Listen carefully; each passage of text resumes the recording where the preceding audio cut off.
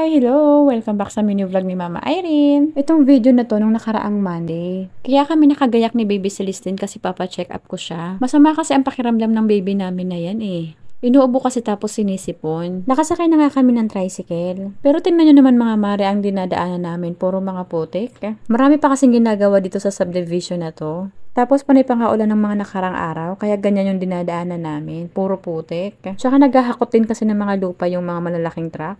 Medyo malayo nga kami talaga sa labasan ng subdivision, kaya kailangan namin mag-tricycle. Medyo mahal nga ang tricycle pag lalabas kami. Kaya talaga dito sa subdivision namin, kailangan may sasakyan ka. Kaya nga kami tiis-tiis muna sa pag-commute kasi wala pa kaming sasakyan.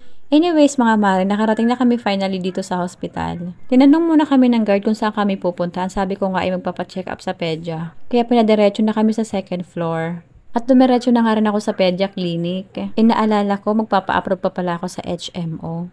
Kaya naman pumunta na kami sa HMO. Buti nga kamo meron na si Baby Celestine health card. Kaya wala kaming babayaran sa check-up. Pagdating nga namin sa loob, marami ng tao. Pero after ng pag-aantay namin ay nabigyan na rin sa amin yung papel. Ibinigay ko na nga agad to sa sekretary ng doktor. Buti nga kamo nakapagpa-appointment kami kaya alam namin kung anong oras kami. Habang nag-aantay nga kami, nandito lang kami sa upuan sa may labas at si Baby Celestine nga ay naglalaro lang. Kahit nga masama ang pakiramdam niya, naglalaro pa din. Kumusta ka naman Mama Irene? Haggard-haggard na nga ang person. Actually nga wala pang ligo-ligo yan. Diyos ko day. Okay lang yan basta mapacheck upan ko yung anak ko. Habang si ate girl nga nagpapaka-busy habang naghahalong katang mga gamit ko. Kawawa naman ang baby ko o natulo na nga yung sipon. Balita ko nga rin uso ngayon ng mga sakit. Andito na nga pala kami sa loob ng clinic ni Doc. Inaantay na lang namin matapos yung isang pasyente. Nililibang ko nga yan si Baby Celestine para hindi umiyak. Nakikipag-usap nga rin yan sa akin habang nilalaro ko. Yun lang muna for today's video. Thank you po sa panonood hanggang dulo. Bye! God bless everyone!